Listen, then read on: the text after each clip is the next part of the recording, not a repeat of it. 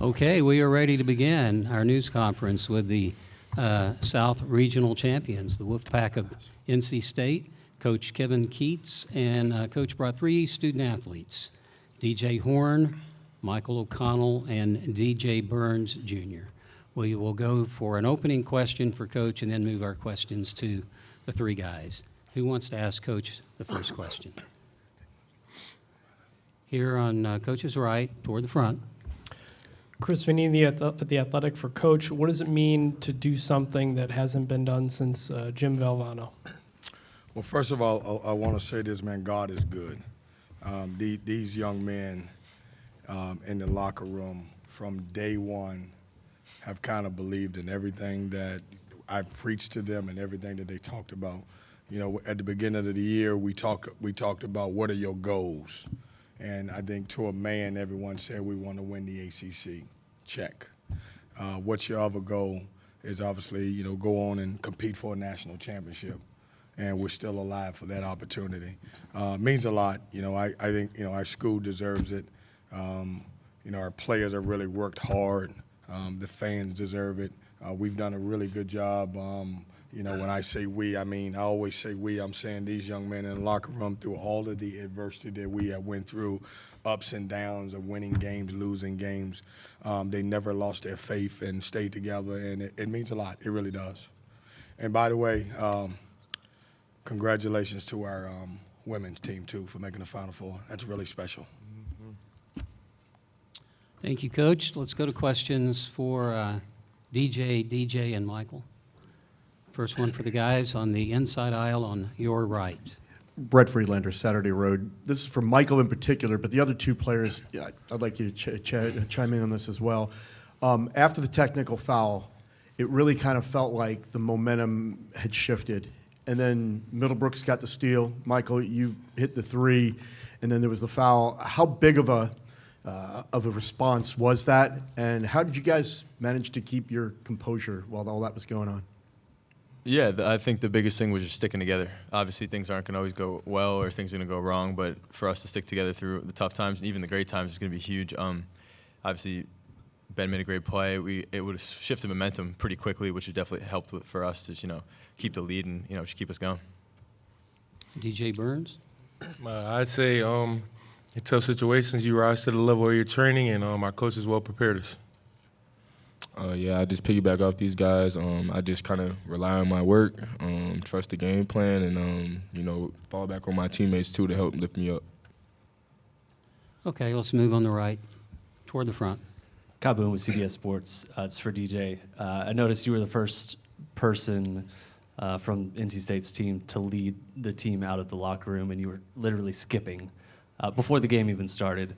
Then late in the game, you skipped out to the bench as you checked out. Where does DJ Burns' joy come from? I don't know. I guess it's how I was raised. You know, I was raised in a happy environment, and I try to take that with me everywhere I go. Let's move to the left now. Here. Andre Johnson, Making Headline News. DJ Burns, this question is for you. When you picked up that second foul in the first half, what went through your mind? Because obviously it was early in the game, and I knew that everybody pretty much knew that you was getting ready to come out to take a seat. But what went through your mind? It seemed like that did something for your game at that point because you was in a complete zone afterward. Well, honestly, I wouldn't really say I wasn't too worried about it, but going into halftime, I just knew that the main thing I was thinking, honestly, was that, you know, I missed a few shots towards the end, so they weren't going to double team me in the second half. So I just decided that when I came back in to take advantage. Next question by the extreme right, by the curtain. Jalen Gilkey, WFMY News 2 in Greensboro. Just real quick, fellas, how cool is it to be in the Final Four, but then also have the women's team in the Final Four? First program to do that since 2014, UConn. They both went on to win the national championship. Don't want to get ahead of ourselves, but was watching Isaiah and the girls earlier today really a motivator for you guys to get out there and just say, we're gonna do this as an athletic and basketball program? Who was that for again? Okay, let's go with DJ Horne first. I would just say, yeah, it's definitely big for our program. Seeing the girls, you know, have success definitely motivates us. But I would just say we're kind of worried about our team right now, and just trying to make the best of what we got going right now and taking it each game at a time. Okay, let's go to Zoom for our next question. Okay, we have a question from Dan. Dan, if you would unmute yourself, state your name and affiliation, and then proceed with your question. Dan Tortora, wakeupcalldt.com. This is for all the student athletes. Just what you can say about the fact that basketball is a brotherhood and what it's been like to be on this run with each other and to believe in each other from the inside out, no matter what the outside said. Start with DJ Burns and then work our way back down the table. I say basketball is a sport that just, naturally brings people together. All of my lifelong friends, I'd say about 95% of them are basketball players. And, man, I still communicate with people I played AAU with in 8th grade, man. So basketball is just something that just always brings people together. That's why we love it. Yeah, I think building off that, I think it's pretty cool that none of us played together last year. And, since the beginning of the season, we've been able to build this chemistry and build this bond and friendship, especially off the court. And like pretty much what he said, it just brings you together. You all have a common goal, and that's winning. And you just want to figure out a way to do it together. And I think as you try to go through that process, you just grow closer together. Oh, yeah, I definitely agree with them, too. I just think that, that's the beauty of basketball. You can build these connections, build these memories. And I just say personally, I'm just glad to be doing this for my last little year of college basketball. Okay, let's move to the left, middle of the room. Sydney Staples, D210 Sports. If you guys, all of you players, if all of you could talk to your 10-year-old self, what would you tell them? That DJ, bro, you want DJ Burns to answer that? All of them? All right, well, we'll go back to DJ Burns. DJ again. Burns, what would you say to your 10-year-old self? I want to know that myself. At this point, I would tell him, don't change anything, man. Just continue to be yourself. It's going to work out. Generic answer. Michael? Yeah, I mean, I was actually going to say it too, just stick with the process. Obviously, when I was younger, there was times you didn't want to go work out or, play sports. You just wanted to hang out with your friends or whatever. But, my parents kept on me and make sure I was working out. And just, obviously, I'm glad I did that. It definitely helped me get here and to where I am at this moment.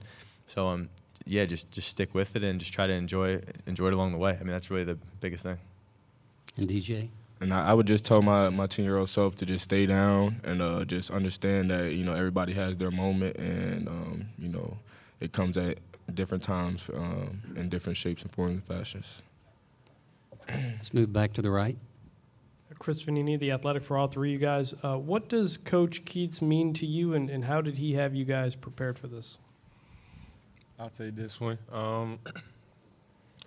I would say, man, he kind of, changed the trajectory of what I had going on, I was up at Winthrop and, didn't really know how this was going to play out when I put my name in that portal. And honestly, I didn't even at first think I was coming here. So for this, it's just an absolute blessing. And I think that man needs a lot more respect still.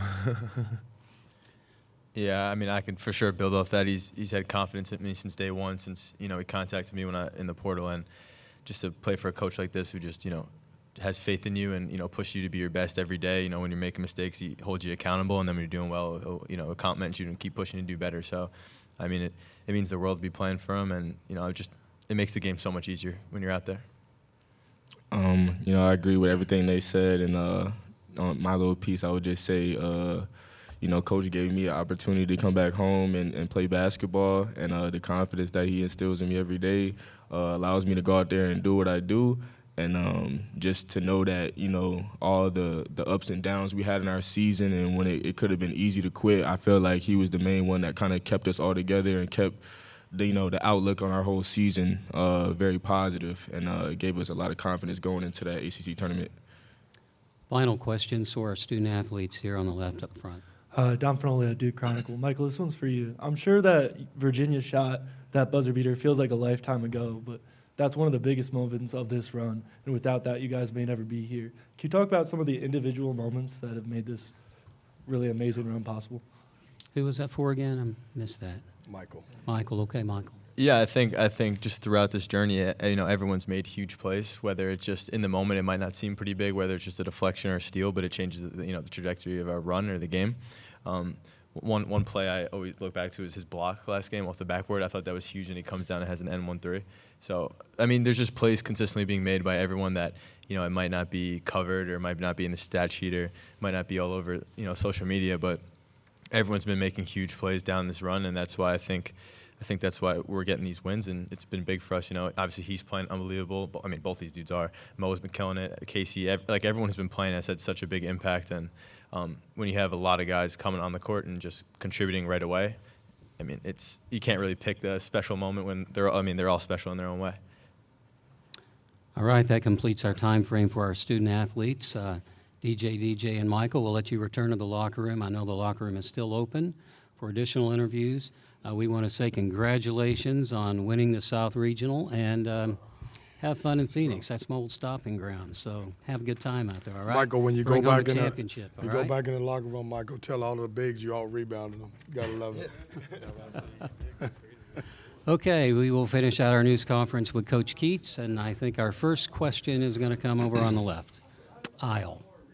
Coach, Drew Jackson, making headline news. Is this by far your best coaching job? I've had some really good teams. And, for us, I would say something about all of my teams are really special. These guys are so special. I think, 9 now? 9 elimination games, or you go home.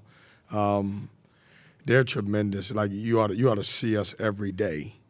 They make it easy for me to wake up every morning and come to practice and work hard with them because of who they are as personalities. I would say this, I've learned more basketball from these guys than I learned in my entire career because they know how to work. They're great people. They work hard. And so, it's hard to say if it's my best. You'd have to ask somebody else, but I'm sure having a lot of fun with this group. Okay, now on the other aisle. Kevin, I'm sure that tomorrow morning you're going to start scouting Purdue and get ready, but in the moment now, have you had a chance to pinch yourself and just kind of realize what has happened over these last 3 weeks? I haven't. I mean, I'm sitting here and I'm blessed to be here, and I'll tell you what we did. We've broken the postseason up into different segments. So when we left to go to D.C., we said we wanted to win D.C. We won D.C. Then we went to Pitt. We said we want to win Pitt. And now, obviously, in Texas, we won Texas. And it is, it gets to a point, when you're winning games and like the way we are, where you expect to win. And I think our guys now are expecting to win, and it's, it's beautiful to watch. Like, our defense has been tremendous down the stretch. It's been so great. And at the beginning at the halftime, we talked about it. It was 27 to 21. The difference in the game, neither team was scoring. They had taken 9 free throws. We had taken 3. We made 2. They made 9. And I talked about, hey, if you can come out and duplicate your defense in the second half, we will find a way to score. And we were great in the second half too. So, it's a miracle run, but we're not surprised. Like we didn't come into this tournament and said, hey, let's just try to be here. We came here to win it, and we did. So now we got to move on to our next stage. Okay, let's go to Zoom. Okay, we have another question from Dan. Dan, please unmute yourself and go ahead with your question. WakeUpCallDT.com. Of course, Dan Tortora again. Coach, just what the biggest blessing has been throughout this season with this team specifically as you reflect on this whole run that you've had and the journey you've had, just the blessing that you've had with these student athletes? I think the biggest blessing is they've stayed true to who they are. And, obviously, when you go through a season, there are going to be a lot of ups and downs. Number one, you got to win every type of game to advance. But there are going to be some emotions. Like we started off 5-1 in our conference. We lost our last 4 games. There are going to always be some adversity. And what these guys have strung together games. They've never wavered in their belief. They've stuck together. We go by our art. I talk about that all the time. ARTT, accountability, relentless, toughness, and together. And when things go bad, we lean on that. And, I can't say enough about them. You ought to see them. These guys are they're really locked in. They're really a close-knit bunch. the memories that they're creating are memories that's going to last a lifetime, and that's what makes it really special. Those are the blessings that I see. Okay, in front of the TV camera. You. Me. Or you. You're close enough to the TV camera. Oh, I didn't know either. I was like, who is he? Yeah, okay, but I'll take it anyway. Hey, Kevin, I have a couple questions. I'm Adam Teicher from ESPN. You said a minute ago you can tell your guys are now expecting to win. How can you tell that? What tells you that? And again, I'll have a follow-up as well. Yeah, the focus. I mean, it's weird because having a day in between almost seems like it's something wrong because we're so into what we did in the ACC tournament, winning 5 games in 5 days. But they're locked in. They understand. It's like I think a couple people asked me that were around the team that hadn't been around the team are you guys always that loose? And we are. These guys, I've learned more new rap songs than I ever thought I could imagine. But as I said the last time is, we mix it up now. We play a lot of gospel music too, which they scream just as loud when they do that part of, which I'm glad that they know those songs. But it's a loose bunch. They believe in one another. They trust in one another. We had some adversity in this game, and it was at times you thought Duke had the momentum and we could have, folded a little bit, but we absolutely didn't. DJ and DJ, I think, had 35, 36 points together in the second half, and you guys shot, 70-some% in the second half. Anything at halftime tell you could have that kind of offensive turnaround, particularly with those two guys? Yeah, we missed a lot of chippies in the first half. I mean, we left a lot of things on the rim. I counted myself about 5, missed layups, and my assistant coaches were losing. I was like, relax. We're going to be fine. It's not like that they're setting the world on fire offensively either. And so as I talked about, we talked about defending. We talked about, staying, to the scouting report, and the ball will go in the second half. One of the things, DJ Burns didn't play a lot because he got his second foul, and so we knew we had a advantage, throwing the ball inside to him. They decided, which some teams do, not to double team him, and obviously he shot 13 for 19 and had 29 points. Almost out of time for Coach. We'll take one last question on Coach's right up front. Kyle Boone with CBS Sports. Kevin, what did you see in DJ Burns when you recruited him from Winthrop, obviously beyond the box score, and how has he impacted this team? Because obviously 29 points tonight, he's been productive, but I think his impact goes maybe beyond the box score. Well, that's one of the better questions I've had asked in a long time, because typically I play with 2 forwards, a Ben and a Mo together. But when DJ hit the transfer portal, I was like, man, I got changed. He changed me. I've never thrown the ball inside as much as I have in the last couple of years. Great touch, great footwork. Last year, one of his issues, he could pass the ball, but he didn't have a great assist to turnover ratio, and now he's doing that. It's changed the way I look at post guys now. Like, it's probably only 3 of those in the country, and I know we're gonna play a really good one, next week at some point. But I'm looking for some more guys that I can, throw the ball inside. And I now found out that I can have a mix-up, throwing the ball to a post guy and having guard play. And so, tremendous personality. I've recruited him since he was basically when he went to Tennessee out of high school. And obviously when he went into the portal, we looked at everybody in the portal and we needed some size, and he fits the bill. And I'm glad he's here. I'm glad he's on my team. I don't know how you guard him. I'm excited, and I hope nobody figures that out. Yeah. Okay, Coach, thank you so much. Thanks, Way to guys. go. Congratulations. It's good to be with you this week, Coach. Good luck. Thank you for everything. Transcripts will be